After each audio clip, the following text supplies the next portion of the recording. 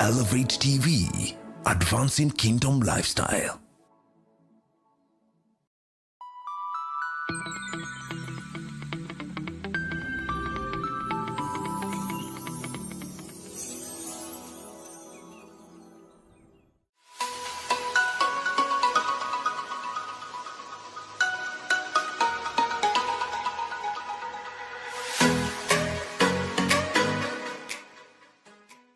A lot of people who are put in positions of leadership don't have the theory of leadership. Then they become typical Juakali practitioners. Church leadership and governance. These matters we are discussing of governance are quotes and quotes earthly matters. And the church is called to think about heavenly issues. Okay. And therefore governance has no place in the church. The call for accountability, the right time for the church to begin to put structures in place to identify calling amongst these young people, because that's how God will call them into ministry. Have some wonderful guests with me here, Professor Laban Peter Ayiro. People to realize that all of us will die, but very few of us will have lived. Dr. Musembi Patrick, the church is not here on its own accord. It's here because it's been commissioned to become a church and given a mandate. Jeremiah Karanja. We who are supposed to be the light are not actually implementing what is in our own scriptures.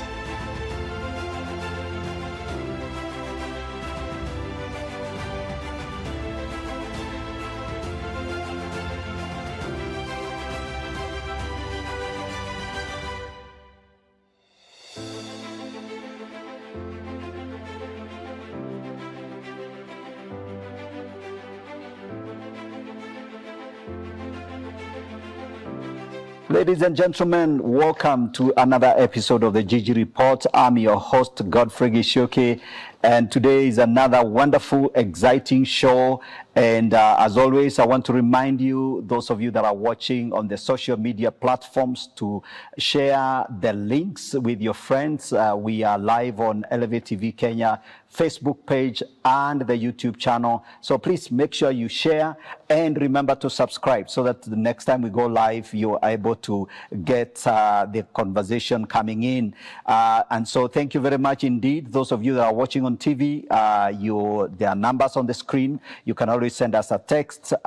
You can also find the social media side of things and then make comments and engage with us. So today we're going to be talking about church leadership and governance, the call for accountability, and I have some wonderful guests with me here, and I will be just asking them to welcome our audience. Right from my extreme right is Professor Laban Peter Ayiro, the DVC, Daystar University. Please welcome the audience. Thank you very much, and I'm glad to be here, and we hope we'll engage in a useful conversation. Thank you very much, Professor, for that introduction. Dr. Musembi Patrick, welcome to Elevate TV. I think first time on the set today. Welcome the audience. And Thank you. Thank you, Gigi. My name is Patrick Musembi, and I am excited to be here. Welcome, and let's have an engaging time together. Thank you. Wonderful. On my immediate right is the CEO of ICS, that is Institute of Certified Secretaries, Jeremiah Karanja. Karibu sana. This is your second time here, so welcome our audience. Thank you, Gigi. Welcome our audience. As mentioned, I'm Jeremiah Karanja, CEO, Institute of Certified Secretaries, a professional membership organization responsible for matters governance. Thank you. Wonderful. Good. As always, I keep telling every one of you that the Gigi Report is a platform for big, bold, and honest conversations on a broad range of subjects. And today we're looking at matters church governance, administration, of course, theological, some of the theological issues and leadership issues. This is a very important conversation, as you know very well. Now, the background to this conversation is that, as you know very well, there is a very big conversation amongst the church and national leadership in the matter of accountability. That word accountability is actually really trending. Specifically, the church is actually being accused of corruption and compromise with corrupt state leadership. So the word corruption, you know, attached both on the state and on the church is a very big issue. It's a very big dilemma. So the question we are asking is, how can the church remain accountable? So the church still need to be accountable and to be led well. How can church effectively govern itself and remain morally unquestionable? So, and then on top of this conversation, those are the issues we're going to be addressing. And there is also we want to announce that there is a conference that is coming in and has been organized by Daystar University, and that's coming on next week. That is from the time you'll be watching this show, that will be next week, 17th July to 19th July, 3 days. This is an important conference, and it is about church leadership and governance, and that's why I brought this gentleman to this particular conversation, this show, and we're going to be diving into that. What's the conference about, and how can you participate? And we want to enrich that space and that conversation because we want a strong church and we want a strong nation. All right, so let's dive right into the conversation, gentlemen. And I know you have welcomed our viewers. Introduce yourself a little bit briefly, but I think it's good we can hear a little bit more. Professor Airo, you've been in the leadership space for a long time. You're the Vice Chancellor of Daystar University, the first pioneer Christian university in Kenya. Maybe you can tell us a little bit of that and where you are right now, and so that people can lay that background. Yeah, we start with you very briefly. Thank you very much, Gigi. It's an honor for me to be here today to share my little experience in the areas of leadership, governance, with a specific reference to our churches. Right. Kenya is boldly a Christian nation. And then one expects us to be followers of Christ to the letter as we manage our affairs, particularly our churches. As you all know, Daystar is a multi-denominational university. Right. So we bring in the various faiths, Christian faith, in our trustee board, and we are courageous to state that we integrate faith into our learning. Right. Right now I'm teaching PhD and master's classes, and they know that my research methods is incomplete if we don't engage scripture. Right. As to why it is important to learn, why it is important to research. So we have taken it upon ourselves as a Christ-centered university to extend our services to churches across Kenya. Right. And as you have said, when you mention church today, people are apprehensive. People are negative. People are calling us names. Okay.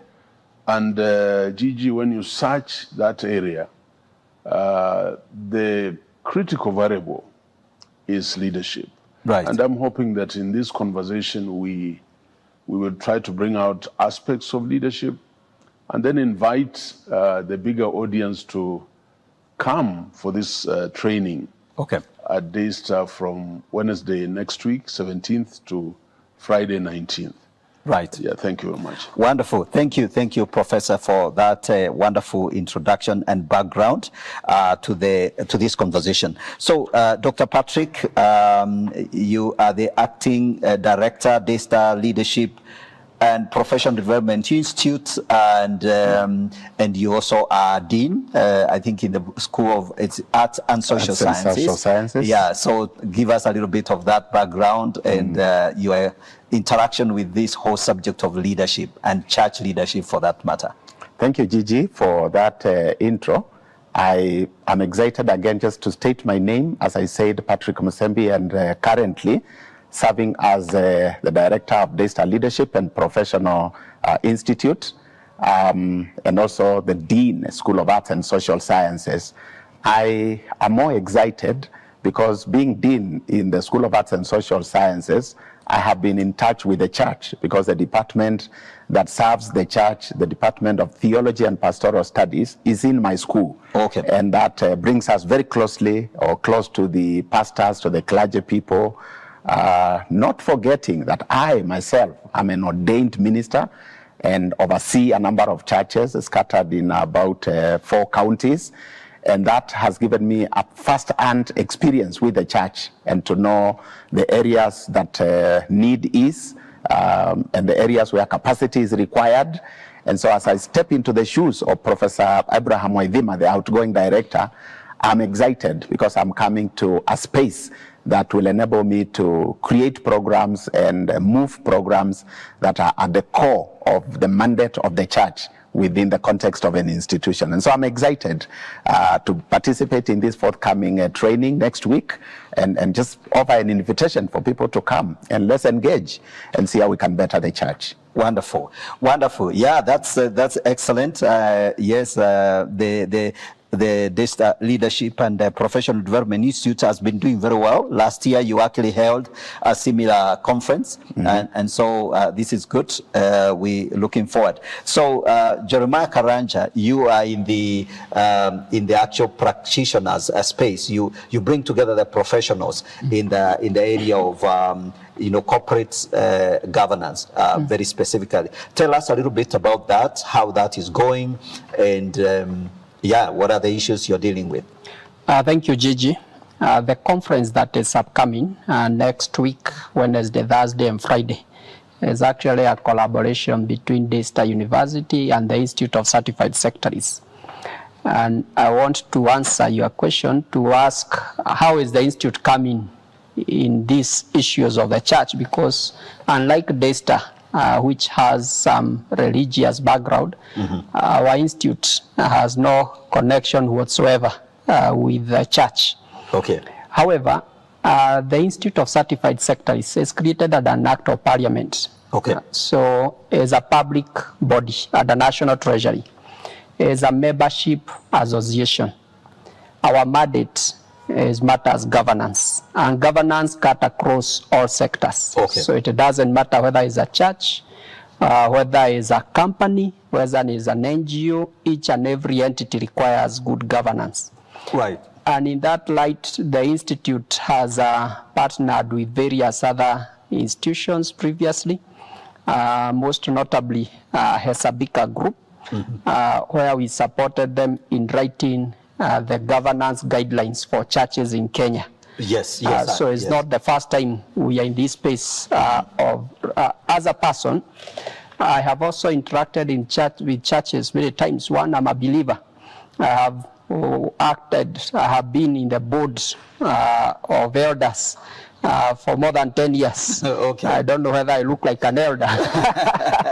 But you look like the youngest among us. But yes. I have been in the Christian Union in the days of university and high school. I was always in the leadership of the Christian Union. Right. Right now I can say I'm in the marketplace. Yes. Where proclaiming Christ through the work that I'm doing at the Institute. Right.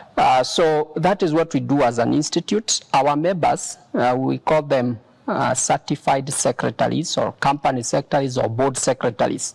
And actually in some of the well-governed churches, you find they actually get certified secretary to support the board and to provide professional services, professionalize matters governance in such churches.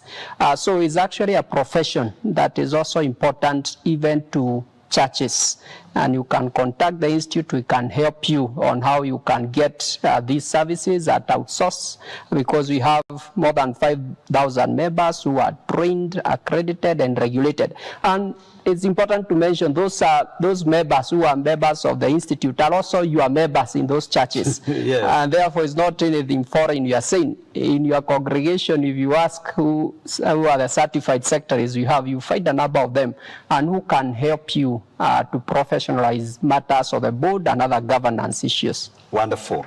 I think matters very well said, and the ground is very well set. We are speaking about church leadership and governance here, and yeah, I think that's a very good background. So let's talk about the issue, the big conversation. We want to dive right into it. The big conversation right now is accountability, and as you know very well, the church has come under spotlight on the issue of accountability, including things like maybe the church is actually not doing a very good job, its leadership is compromised, accusation of corruption, and then the connection with the government, the state, in one way or another. So those are very serious issues. But since this particular conversation is around the issue of church leadership, maybe we can start by addressing the issue of leadership. What exactly is going on within the church leadership, and what are the issues? What are the challenges that are come up? And I know Professor Ayiro would be best to jump into that conversation right away. Yes, good. Yeah, thank you very much. First of all, a lot of people who are put in positions of leadership don't have the theory of leadership. Okay. And then they become typical Juakali practitioners. Okay. So when you take your car to Kirinyaga Road, the Juakali artisan will start touching everywhere. Right. And then eventually, collide with the fault in the vehicle. Right. This is because of lack of theory. So on the onset, we must build capacity of our church leadership. Yes. Right from the boards up to the deacons, all must be exposed to the best practices in leadership. Right.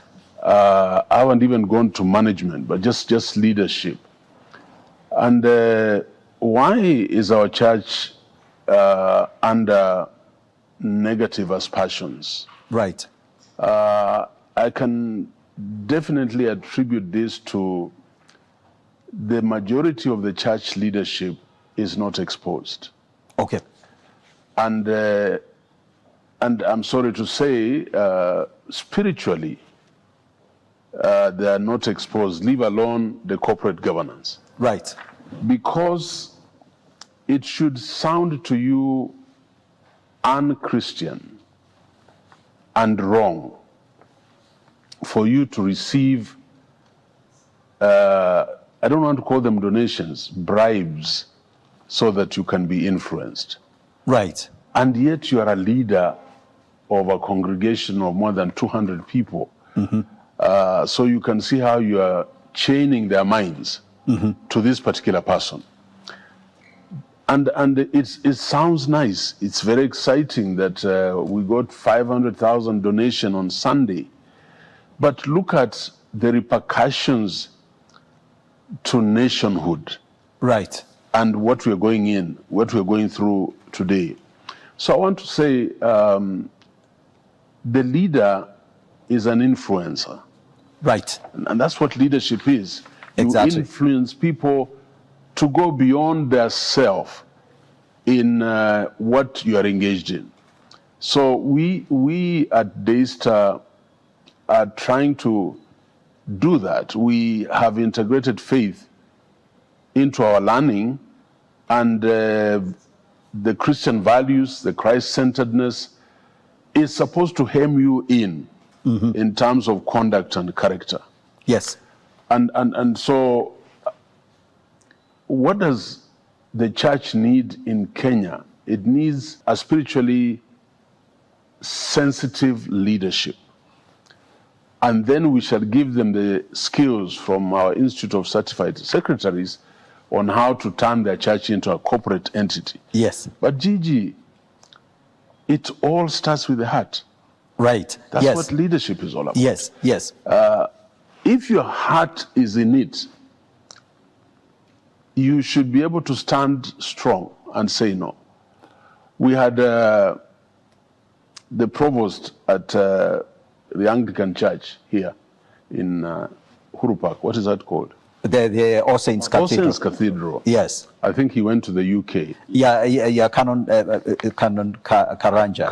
Wainaina. Yes. What a soul.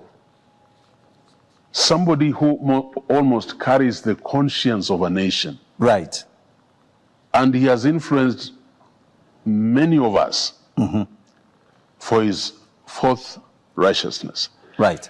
And then I'm hoping that as we engage in such conversations, people can experience what it means to lead like Christ. That's true. Thank you very much. Wonderful. Thank you for that very serious clarity. I think you've said it very clearly that it has to start from the heart. You know, the church, the leader, there has to be that spiritual heart for leadership and being an example, being an influence, a positive influence. So, Dr. Patrick Musembi, you are also a pastor. By the way, I like the idea of being a pastor. You know, just a simple, because really, if you marry, bury, and baptize or even pray for people, that's the pastoral work. It's that simple. Yeah. And when you do it, there is something that really connects, integrates with, even if you are in the academy, when you practice pastoral work, you are in touch with the real people. Yeah. So your experience on leadership and also maybe your response to the issue of what you see as the biggest challenge facing the church. Well, I think those are many questions in one. Yes. I'll try to see which ones I will answer. But interestingly, I think one of the challenges that we have in the body of Christ is, first of all, for the church to understand its mandate. Okay.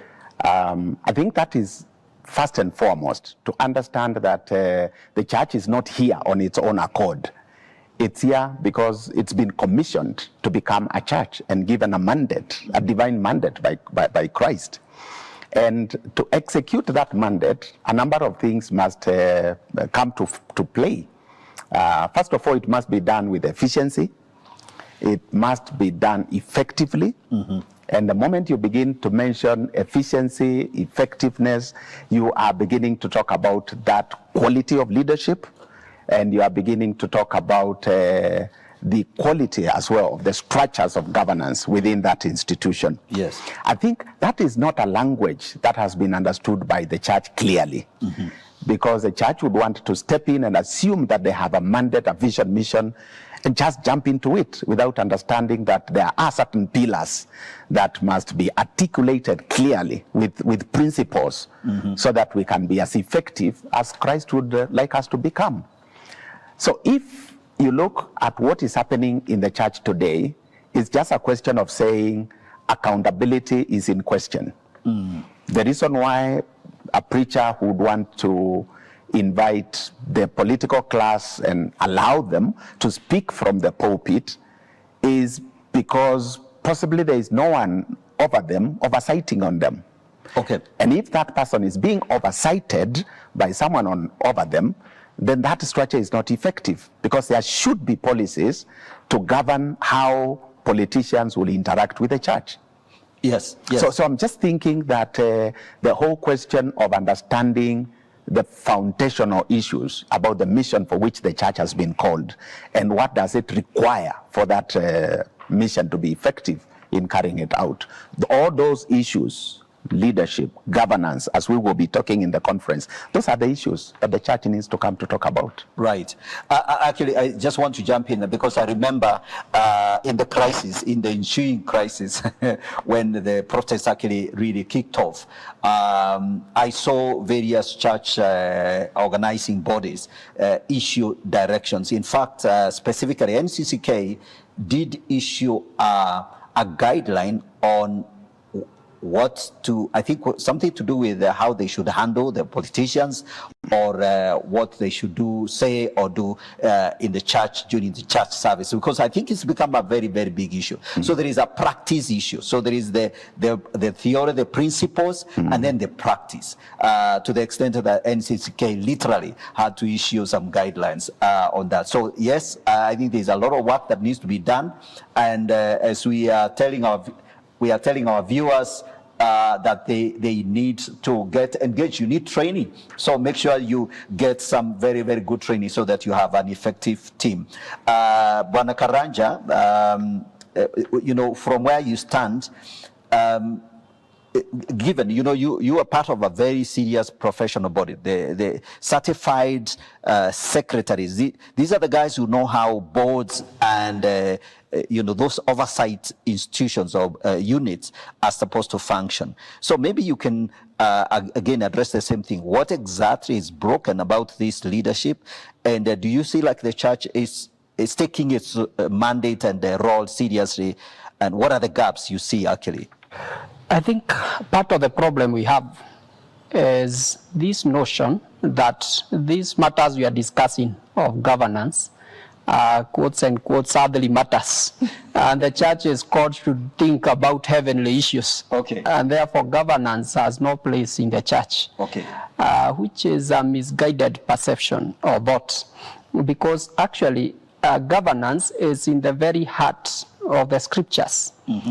In fact, is the corporate, is the world which has borrowed and implemented these scriptural principles, and they are implementing so well. But we who are supposed to be the light are not actually implementing what is in our own scriptures. Okay. And God, because governance is all about order. God is a God of order. Right from Genesis in creation, the way he did things, he did not create man before he established a garden, and before he established the structures, before he came up with the rules. So you have the structure, the way he put things, you have the rules, and people and Adam and Eve are supposed to follow. You look even at the ministry of Jesus Christ himself. Although he was the minister, so to say, but he had structures. He had Judas. We don't want to say now that he stole the money, because Jesus knew he was a thief. But Jesus never involved himself on matters money. He had structures he had put in place. Somebody was responsible for finances. So that is governance in the ministry of Jesus. This notion that we have as churches, that when we talk of matters governance, the earthly things, is actually not true. Okay. It is the world which has borrowed the biblical principles and implemented them. So when you see corporates succeeding, is because they are using these principles. All right, so we take a short break, ladies and gentlemen. We have been having this conversation on church leadership and governance. We will come back to this conversation. Let's take a short break. We still have more issues to discuss here, and so don't go away. Keep it Elevate. We're coming back. Thank you.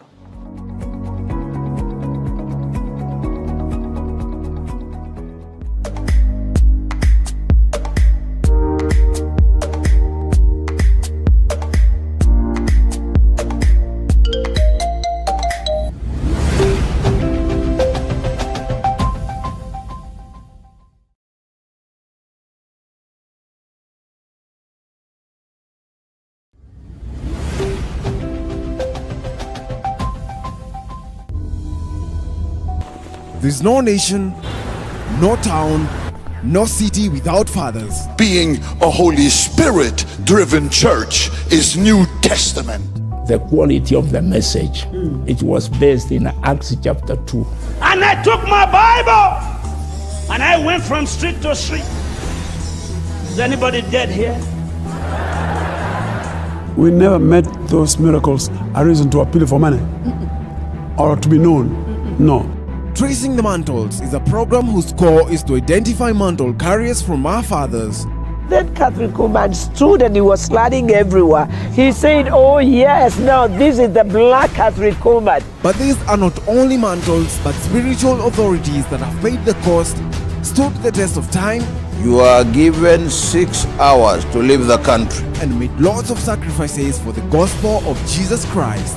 Many of us invested in the school, college, university ministry. But these are not only mantles, but spiritual authorities. One of the things that bring revival in this country is the power of the Holy Spirit, the presence of the Holy Spirit. Catch Tracing the Mantles every Sunday from 8:30, hosted by Pastor Zunda Juma, only on Elevate TV.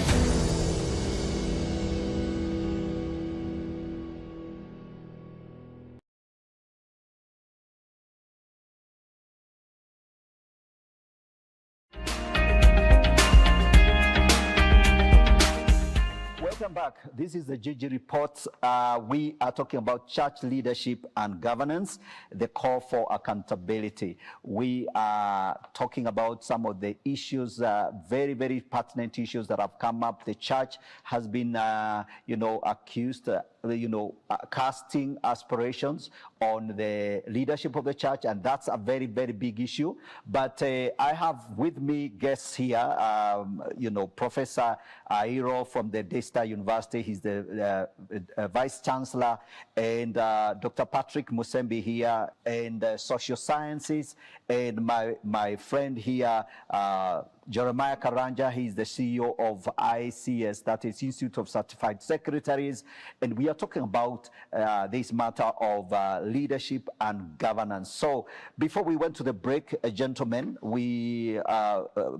Karanja was actually raising very, very pertinent issues. So he talked about the idea that we must appreciate that governance is at the heart of the institutions, and the world actually is implementing what is actually directly coming from the Bible. Of course, right from the story of Christ. Christ had his disciples. He had a leadership structure. He had the 12. He also had 3 among the 12. So there was some sense of the people he felt were most responsible or accountable to him and stuff. So we see a lot of very, very powerful models in the Bible. So, but let's in this particular session, let's move a little bit to one other issue that is very, very important: the issue of transition. Because when you have a church that is running, you have a governance structure. The next big issue is what happens when the leaders need to change, maybe for whatever reason. And we want to take this opportunity to, first of all, send our condolences to the family, the JCC family, particularly Reverend Kathy Kuna and the whole family of JCC for the loss of Bishop Alan Kuna, the leader of the JCC Ministries, who has since departed to be with the Lord. So our condolences to you, and we pray that the Lord will give you the fortitude to bear the loss and be able to celebrate the life of that man of God. We truly want to recognize that. So that's very important. So Professor, I think we'll come back to you. Yes. Let's talk about the issue of transition. How do churches embrace this whole idea of changing leadership? The universities do a very, very fantastic job in that. So maybe you can share some of your thoughts on that. Yeah, thank you very much, Gigi. It's a mindset issue. I think the Bible tells us that our stay on this earth is just about 70 years. And that's a fact that should be part of your mindset in every activity that you undertake. When you see turbulence, when you see non-alignment, when we are causing transition, whether it is abrupt or you knew it was coming, it's a mindset that needs to be awakened. And this is part of the training. There are many topics in that curriculum. And one of those things that we will spend time on is knowing your season. Right. From the book of Ecclesiastes. Wow. Yeah, this is my season. And working within that season, and part of that is to prepare, put it underwater, put it underground, how the transition will be shepherded. So in a university like ours, we have a transition policy. Right. So I know I've finished my 5 years. I was, by God's grace, I was given another 5 years. Yes. Midstream of my 5 years, I should already be having structures in place for the transition. Right. But who has that mindset? You have that mindset when you have been accountable during your leadership. Right. So what impedes smooth transitions is because of issues around accountability. There was too much favoritism during your time. In this congregation, you used ethnicity as your yardstick. Okay. In this conversation, you used nepotism. In this conversation, you exploited your position as a CEO of that church in not being a good steward of the resources. So all these become encumbrances that don't encourage a smooth transition. And that's why we need to do this training as a leader. Delegation, accountability, communication. Then you have a ventilated system. There's enough oxygen. Yes, for you to live, and the institution can still breathe. Okay. So for me, it is deeper than that.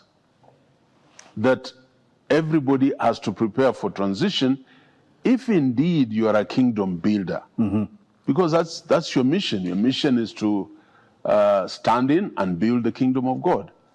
So what are you doing in that regard? And that's why I would encourage all of us to read 2 books. One is, of course, Lead Like Jesus. And the other one is what I put down my thoughts in my experience of about 30 years in leadership, Insights into Institutional Leadership. Okay. So fundamentals that you must embrace, that will encourage, that will give impetus to a smooth transition in your organization. Wonderful, wonderful. Yeah, there you are. So there are 2 books recommended. That is Lead Like Jesus, you said? Yeah. Yes, and then Insights into Institutional Leadership. Institutional Leadership, actually authored by Professor Laban Peter Ayiro. So that's a very good book to look out for. Plus, of course, the coming conference next week, 17th to 19th of July. That will be a very, very important conference. Don't miss and get to learn these things. All right, so we'll come back to Patrick. Patrick, we treat you as the practitioner. You are the pastor and the academic. You are in the pastoral, everyday pastoral leadership and in the academy. So, and of course, you train theologians. So perhaps you can speak into that.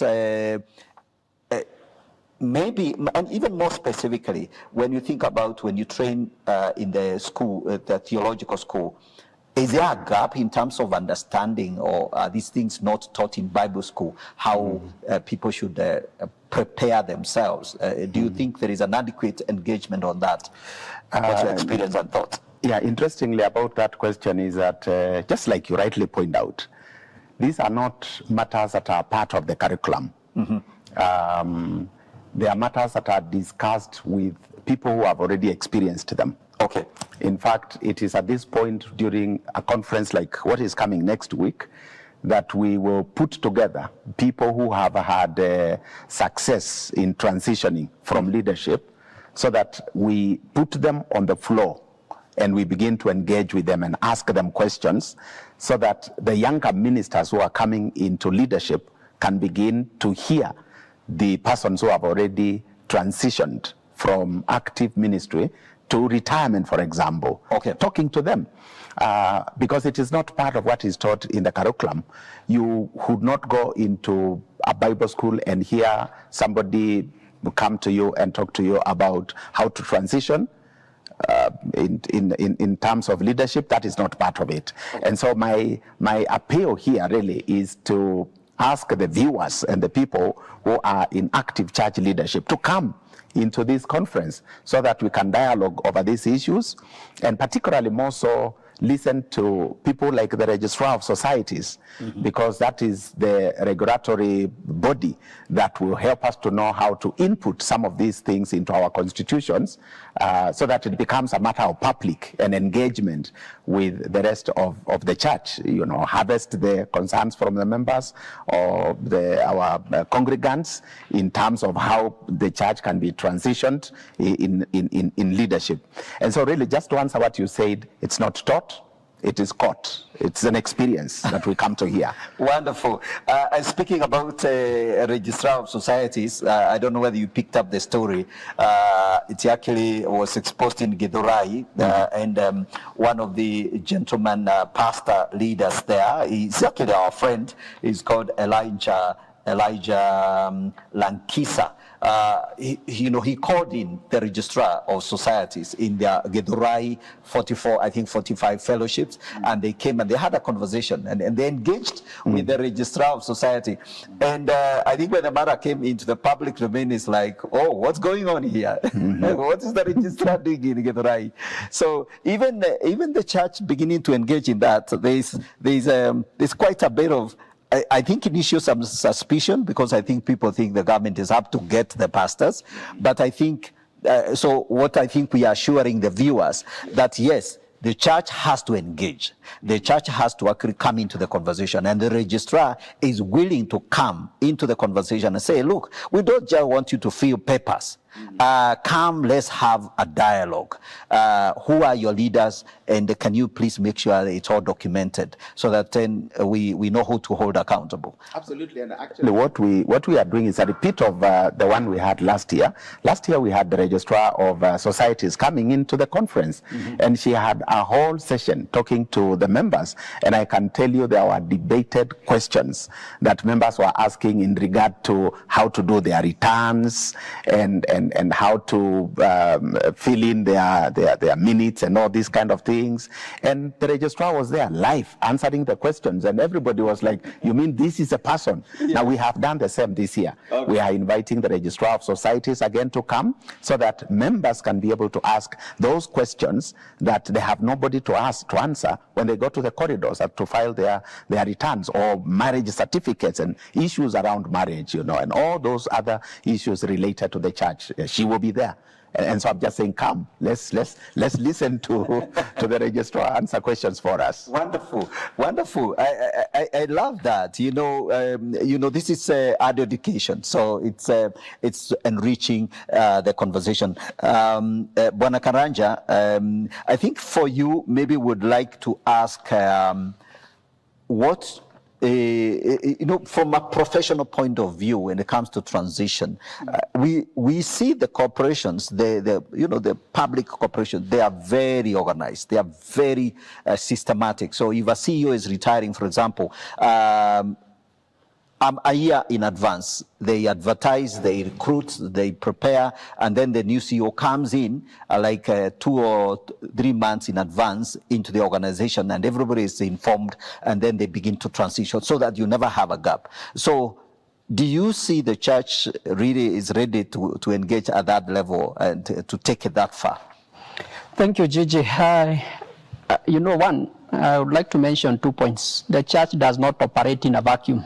Okay. It operates as part of the society, and I will explain that later. But number 2 is that in this part of the world, I think we don't like hearing those things of transition. Okay. And even though at the pulpit I'll preach about, in my mother tongue, there is a song we used to sing that if I talk Kikuyu bit, say, it's a must that you die. But if today you are told, God tells you, come home. Yes. Some of us, you run. So we don't, and so that reflects even in our personal lives, how we plan our things. I'm also trained as a lawyer. And I'll tell you, when you tell people about succession, that prepare a will and all that, people start thinking that you are speaking doom to them. As if is news you are telling them that they will die, and that is a fact of life. Right. When you tell them to take life insurance, they think that actually you are bewitching them, that they will die. Right. That's why, and I'll give, which is a research done, when you look at the Asian community in our country, the moment the sole breadwinner dies, the family become wealthier than they were. Okay. Because of compensation and all that.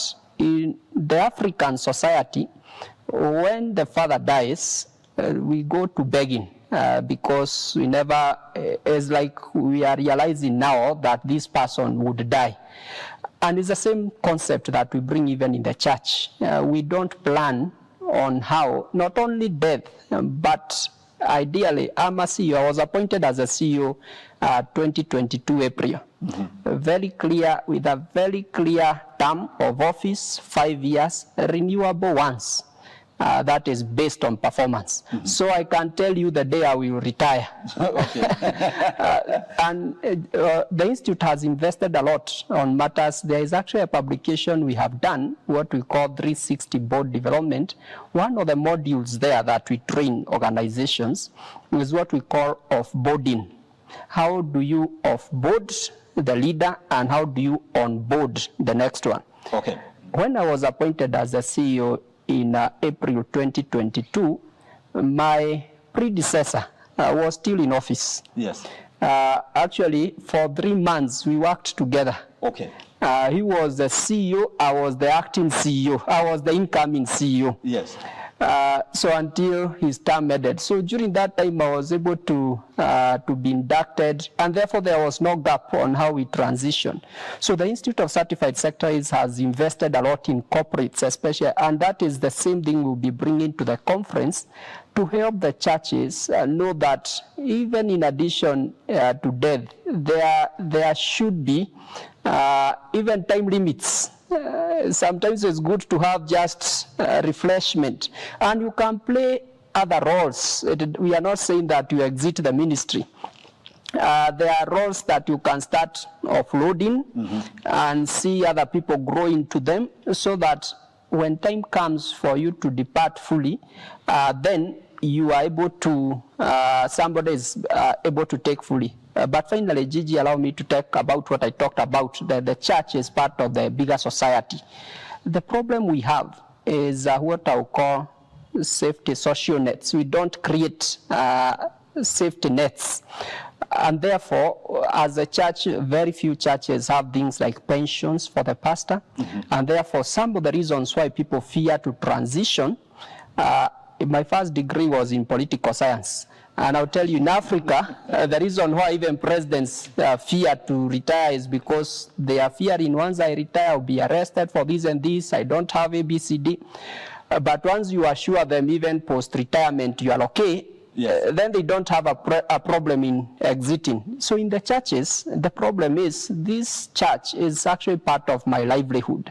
So if I exit, and we have seen that. I come from, my parents are pastors. Yes. So we have seen that once they exit, there is no anything to earn from. So I want to hold on there because that's where I get my livelihood. So as a church, we need to start thinking around that. How do we support ministers past their time? Absolutely. So I am now opening it up free for all. You can comment on that. You can comment on that. And as we wrap this, we have about 10 minutes. So it's free. So especially the thing that you feel it's yes. Yeah. Thank you very much. I think this has been my greatest occupation as a leader. And I have learned that there's, as my brother here has said, there's one certainty in life, and that is death. Right. So all of us will die. I had the privilege to work for the late President Daniel Arap Moi in his personal school, Sunshine School, on Langata Road, as the pioneering principal. It never crossed our mind that there's a day Moi will not exist in this country. He'll have gone home. So I think what we'll emphasize in the way we govern, taking care of finances, taking care of the human resource, taking care of the spiritual aspects, and leading like Christ within the existential realities of the nation of Kenya is for people to realize that all of us will die. But very few of us will have lived.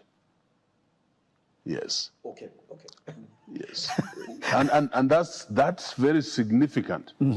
That's why governance and leadership is a privilege. Yes. Because long after you have gone, God has given you an opportunity to make a difference. Yes.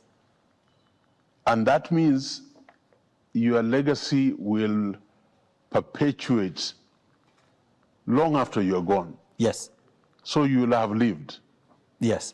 But there are people on this earth who will die and nobody will know they had lived, even when they were in positions of leadership. So I think it's a big lesson for us. And the best way to lead and to accept transition is to allow yourself to be vulnerable. Wow. Yeah. You must be vulnerable. Yes. One, you know you are not here forever. And two, it is these people that you are leading that will perpetuate your legacy. Wonderful. Thank you. Wonderful. Thank you so much, Professor Airo. I think that's very well said. I think we need to embrace the idea that, yes, we need to build institutions that really can work. And one of the other issues that has come up, and I'm really just opening this up as we wrap up, is the whole issue of, for example, what the Gen Zs have raised is they are sick and tired of corrupt institutions. In other words, institutions that have ossified and they have become so fluid, you can't quite tell what's happening behind there, and the things that are coming out, it looks like there is a serious compromise to the extent, although some of the accusations are not exactly accurate. But so do you see what needs to be done to build much stronger institutions, especially the church, from where you sit?